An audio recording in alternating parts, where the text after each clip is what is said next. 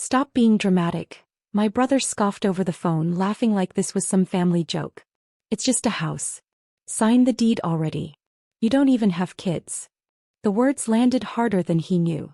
Some betrayals don't explode right away. They smolder first. Quiet. Patient. Waiting for oxygen. Hi everyone. My name is Elena Hartwell, and until that night I truly believed blood meant safety. The property they wanted wasn't just a house. It was a narrow two-story place on the edge of town, with a creaky porch and a stubborn oak tree out back. It was the only thing my grandmother left directly to me, her exact words written in shaky ink. For Elena. Because she never asked for more. My family hated that sentence. From the moment the will was read, the pressure started. Family dinners turned tense.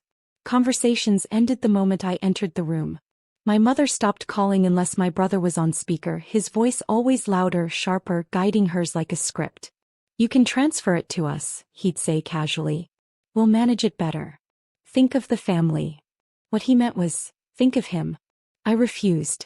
Politely at first. Then firmly. That's when the tone changed. That night I was driving home from work when I smelled smoke. Thick, bitter, wrong.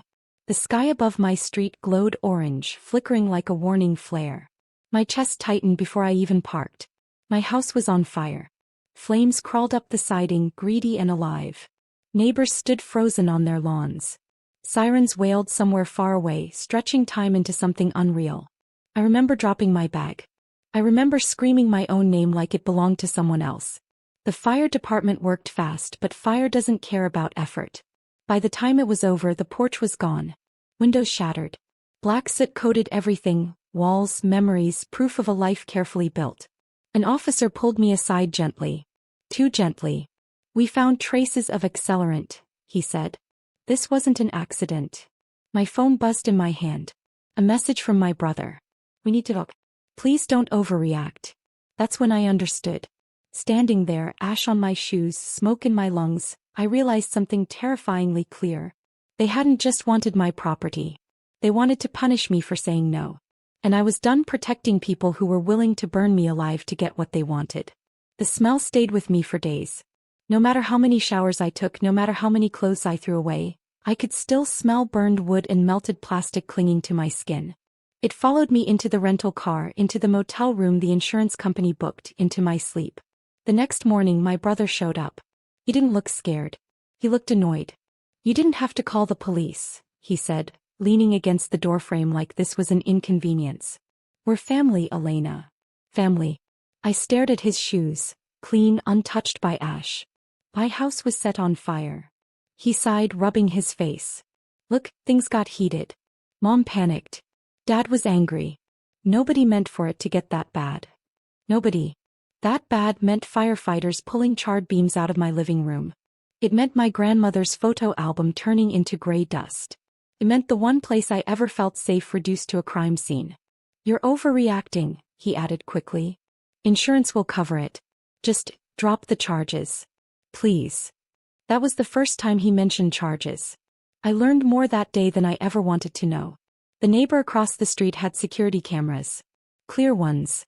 The kind that don't blur faces or forgive intentions. They caught my parents' car pulling up after midnight. They caught my mother handing my father a red gas can. They caught the moment the match flared. When the detective showed me the footage, my hands shook, but my voice didn't. I want to press charges, I said. That's when the begging started. Calls. Messages.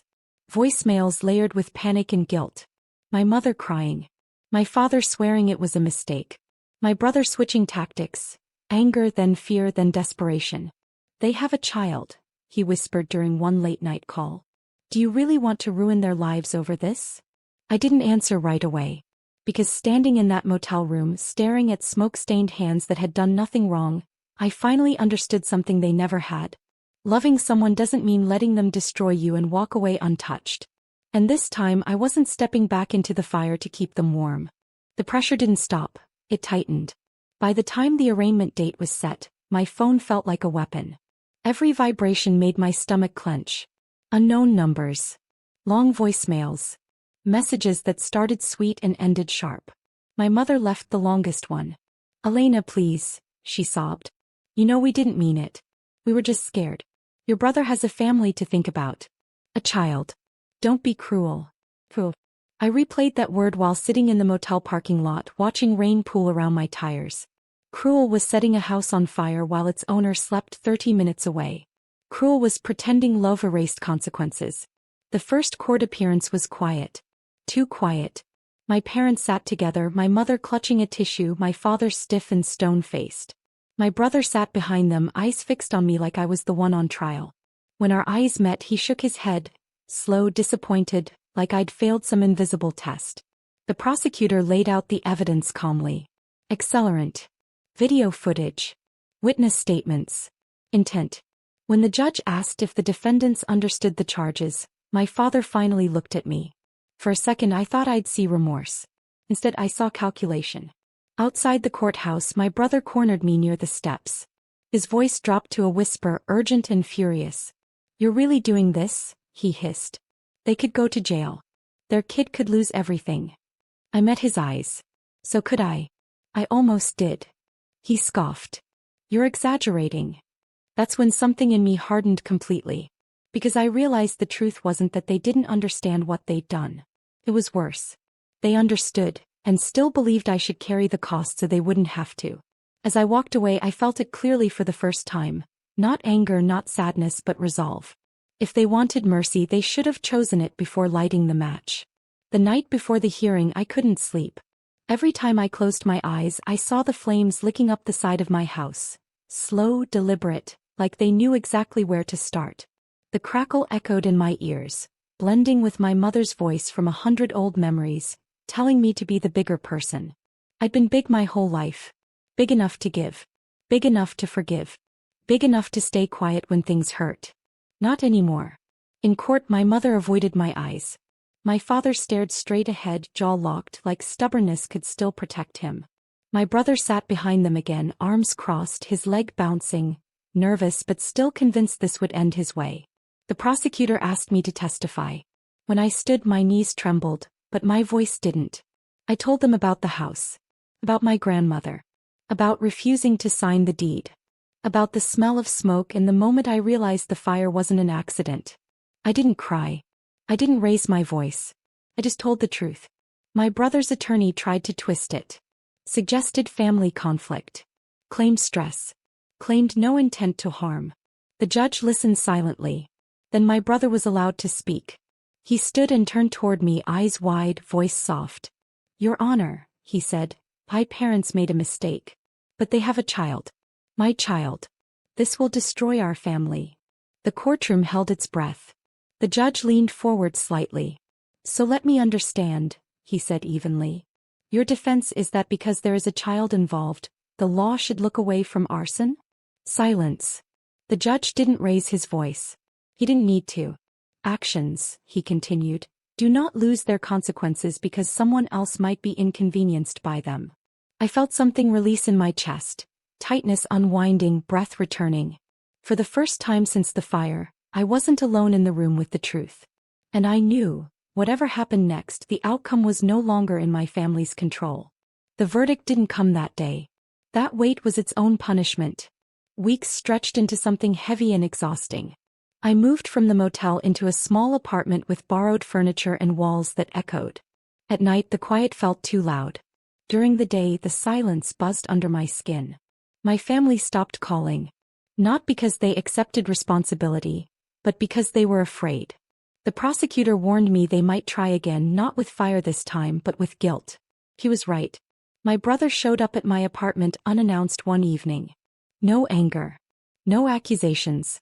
Just panic leaking through every word. "They're not sleeping," he said, pacing. "Mom's a wreck.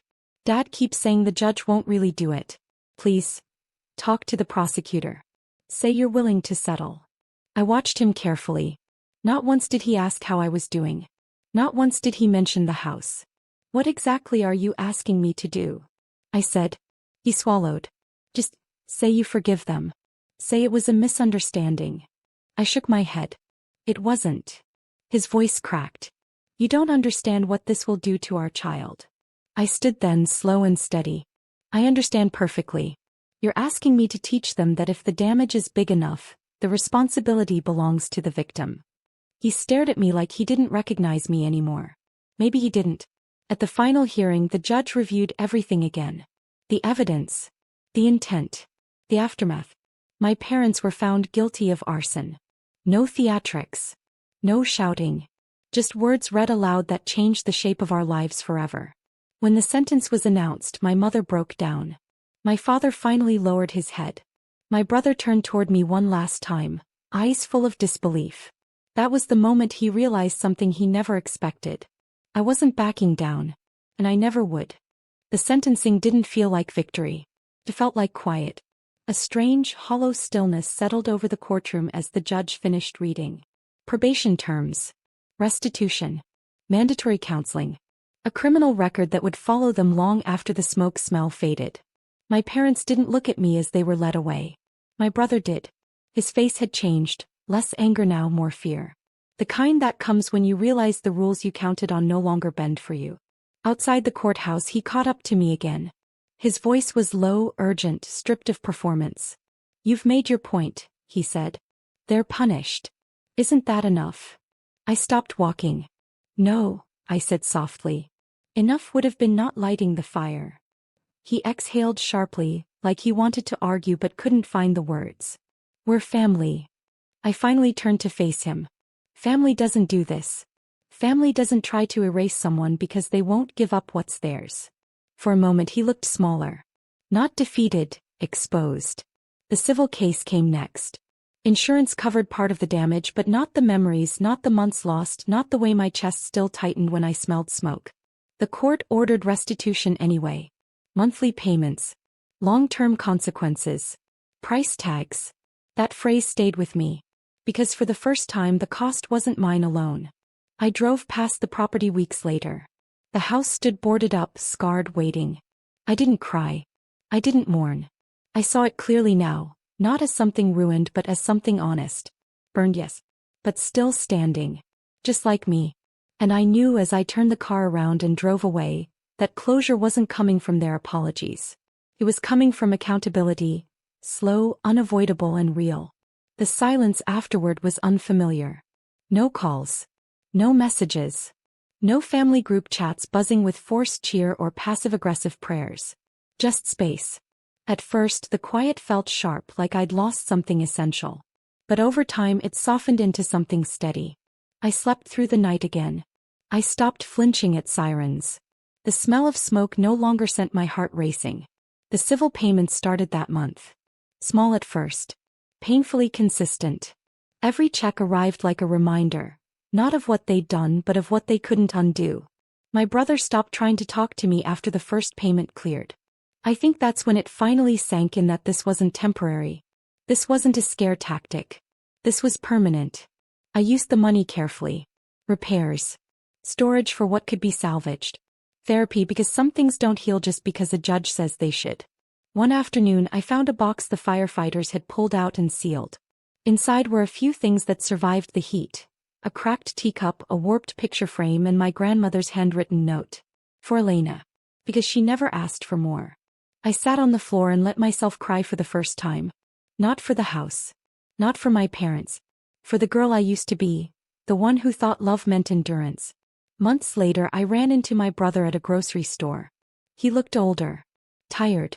Smaller in ways I couldn't quite name. He nodded once. No apology. No anger. Just acceptance. As I walked away I realized the fire hadn't taken everything. It had burned away the illusion that protecting them was my responsibility. And that truth, hard-earned and irreversible, was almost enough to feel like peace. The house was rebuilt slowly. Not exactly the way it was before, but stronger. Cleaner. I kept the oak tree. It had been scorched along one side, bark blackened and split, but it was still alive. Every spring, new leaves pushed through like quiet defiance. I liked that. The final court paperwork arrived on a calm afternoon. The restitution schedule was finalized. Years of payments. No shortcuts. No forgiveness clauses tucked into legal language. Just responsibility. I didn't celebrate. I didn't feel triumphant. I felt finished. My parents never reached out again. I heard through distant relatives that holidays were quieter now. Smaller. More careful. My brother stopped talking about family like it was a shield and started talking about consequences like they were weather. Something you don't argue with, only endure. Once, months later, he sent a single message. I get it now. I didn't reply. Closure didn't come from watching them suffer. It came from watching myself stop shrinking. I stopped explaining my boundaries. Stopped softening my words. Stopped carrying guilt that was never mine. The fire taught me something brutal and necessary. Love without respect is just control wearing a familiar face. Standing on my rebuilt porch one evening, I watched the sun dip behind the tree line, light catching on new windows, unbroken glass. The air smelled like cut grass, not smoke. For the first time, the past didn't reach for me. They learned that actions have price tags. I learned that survival can look like peace. And that was all the closure I ever needed.